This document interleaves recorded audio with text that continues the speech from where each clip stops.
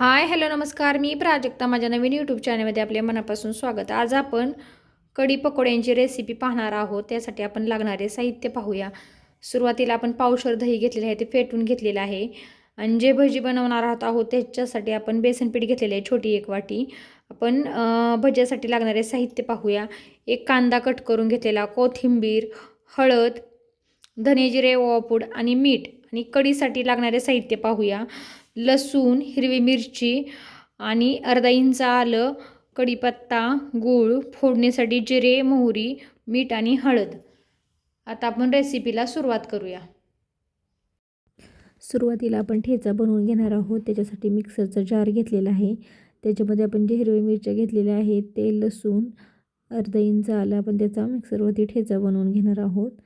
आता आपला ठेचा बनवून तयार झालेला आहे. आपण आता जे भजे बनवणार आहोत त्याचे बेसन पीठ घेतलेलं आहे, ते एका भांड्यामध्ये घेतलेलं आहे. त्याच्यामधलं आपण 2 चमचे बेसन पीठ शिल्लक ठेवणार आहोत, कारण की आपण ते कढीमध्ये मिक्स करणार आहोत. त्याच्यासाठी आपण ते तसंच ठेवलेलं आहे.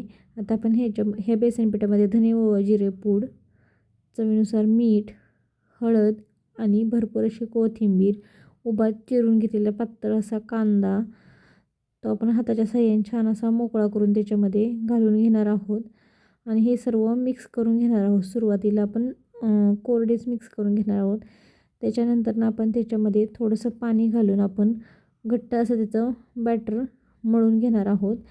आपण ह्याच्यामध्ये सोड्याचा वापर करणार नाही आहोत, कारण की कढी पकोडे बनवत असताना त्याच्यामध्ये सोड्याचा, ते भजे आपण जे काढतो त्याच्यामध्ये सोड्याचा वापर करायचा नाही, कारण की हे भजे आपण त्या कढीमध्ये सोडल्यानंतर खूप सोडा वापरल्यानंतर तेल पेतात किंवा आपण कढी पण शोषली जाते त्याच्यामध्ये.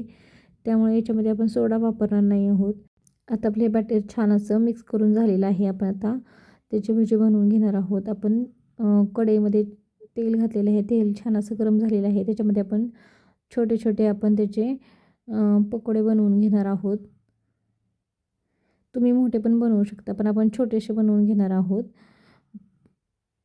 आता छान असे आपण गोल्डन रंगाचे होईपर्यंत आपण तेलामध्ये तळून घेणार आहोत. छान मीडियम टू स्लो गॅसवरती आपण हे करून घेणार आहोत.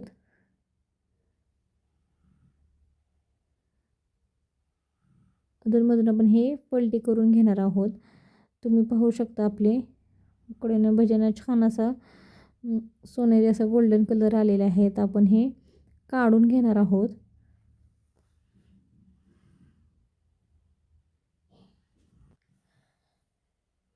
हे भजे आपण सर्व काढून घेणार आहोत. त्याच्यानंतर आपण गॅसवरती कढई ठेवलेली आहे.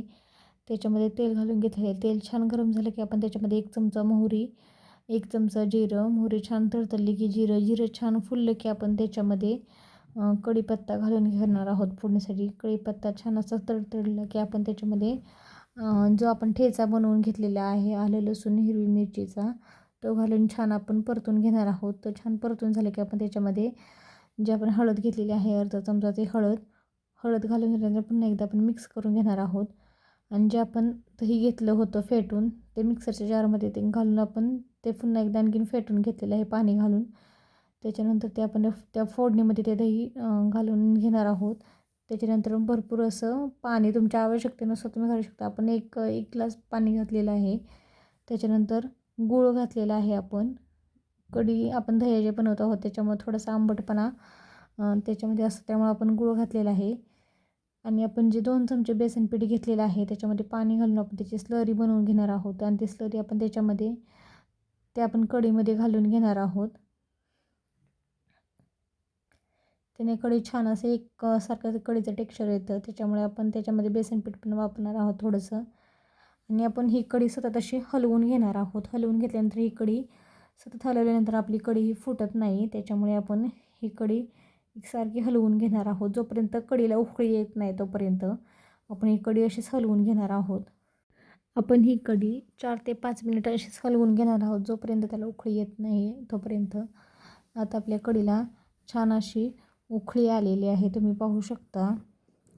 कढीला छान अशी उकळी आल्यानंतर आपण त्याच्यामध्ये चवीनुसार मीठ घालून घेणार आहोत. मीठ घालून झाल्यानंतर आपण परत 2 मिनटं ही कढी अशीच हलवून घेणार आहोत. आता आपण त्याच्यामध्ये जे आपण पकोडे बनवलेले आहेत किंवा भजी आपण त्याच्यामध्ये घालून घेणार आहोत आणि 2 ते 3 मिनटं अशीच ही कढी गॅसवरती ठेवणार आहोत.